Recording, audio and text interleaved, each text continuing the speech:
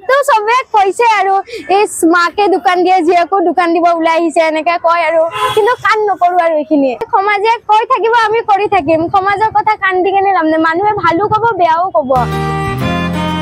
মাকে দোকান দিয়ে এতিয়া জিয়েকেও দোকান দিবলৈ ওলাই আহিছে মুক্তো সবে কইছে আৰু এই মাকে দোকান দিয়ে জিয়াকো দোকান দিব ওলাই আহিছে এনেকা কয় আৰু কিন্তু কান নকৰো আৰু এইখিনি সমাজে কৈ থাকিব আমি কাম কৰি থাকিম মানুহে ভালো কব বেয়াও কব গতিকে সমাজৰ কথা কান দি লাভ নাই সমাজে কৈ থাকিব আমি কৰি থাকিম সমাজৰ কথা কান দি কেনে লাভ নাই মানুহে ভালো কব বেয়াও কব এইগৰাকী স্নাতক ডিগ্ৰীৰ পঞ্চম ষান্মাসিকৰ ছাত্ৰী পৰিণীতা কলিতা পৰিণীতাই 7 মাহৰ পূৰ্বে মহানগৰীৰ ফুটপাথত আৰম্ভ কৰে ভাতৰ দোকান তাৰ পাছতেই সমাজৰ পৰা শুনিবলৈ পাইছিল বহু ঋণাত্মক কথা কিন্তু হেবোৰ কথাক আওকাণ কৰি কষ্ট কৰি আগুৱাই গৈছে পৰিণীতা নমস্কাৰ মোৰ নাম শ্ৰী পৰিণীতা কলিতা মই থাকো খ্ৰীষ্টান বস্তি উদয়চলত 7 মাহমান হল এবাৰ বিএ 5th চেম মানে অলপ ঘৰৰ প্ৰবলেমৰ কাৰণে আৰু ঘৰত মা মই দাদা আছো অলপ মাৰ প্ৰবলেম হোৱা কিনে আৰু দাদা আৰু মই এখন দিলো আৰু দোকানখন নিৰামিষ ভাত আৰু মাছ মাংস প্লেট নিৰামিষ ভাত 50 কৰি মাছ ভাত 80 টকা আৰু মাংস ভাত 100 টকা ভয় কৰিব নালাগে আৰু মানে ঘৰৰ যদি অকমান প্ৰবলেম থাকে তেতিয়া মানে ঘৰৰ মানুহখিনিক অলপমান হেল্প কৰিলে আমাৰো নিজৰো ভাল লাগে হেল্প কৰিব লাগে ঘৰৰ মানুহ বহুত কষ্ট কৰিতো আমাক পঢ়া শুনা ডাঙৰ দীঘল কৰিছে ন অকমান যদি এতিয়াতে অকমান হেল্প কৰিব পাৰো এইখিনি আমাৰে নিজৰ অলপমান ভাল লাগে ন পৰিণীতাই সৰুতে পিতৃক হেৰুৱাই তাৰ পাছত মাতৃয়ে বহু কষ্টৰ মাজেৰে এখন সৰু দোকানেৰে পৰিণীতা আৰু তেওঁৰ ভাতৃক পঢ়ুৱায় প্ৰায় 20 বছৰ ধৰি তামোল পানৰ দোকান দি ঘৰ চলাই আছে পৰিণীতাৰ মাতৃয়ে মাতৃৰ কষ্ট দেখি পৰিণীতা আৰু তেওঁৰ ভাতৃ কাম কৰিবলৈ ওলাই আহিল এইদৰে এতিয়া তেওঁলোকে কৰ্ম সংস্কৃতিৰ এক সুন্দৰ নিদৰ্শন দাঙি ধৰিছে ভৱিষ্যতে এগৰাকী সফল ব্যৱসায়ী হোৱাৰ সপোন দেখিছে পৰিণীতাই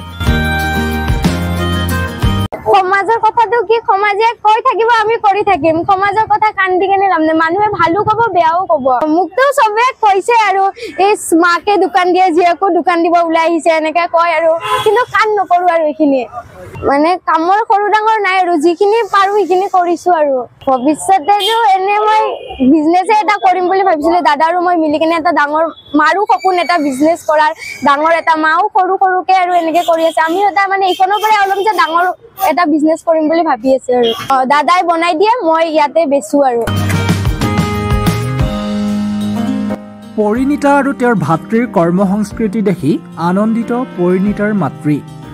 ভাতৰ দোকানেৰে নিজৰ পঢ়াৰ খৰচ উলিওৱাৰ লগতে মাতৃকো সহায় কৰিবলৈ সক্ষম হৈছে তেওঁলোকে যেতিয়া মানে ইয়াত ক্লাছ 1 আছিল তেতিয়া দেউতাক মানে গুচি গ'লগৈ গুচি যোৱাৰ পৰা মই মানে ভাবি কি কৰি খাম আৰু তাৰ পিছত এখন চাইকেল কিনিলো চাইকেল কিনি বেঞ্চি বজাৰৰ পৰা মই কল আনো মানে অলপ ফল চল আনি তাৰে লগত চাহ দোকান লগাও তাৰ এইখিনিও লগাই মিলি সিহঁতক মানে পঢ়াই মিলি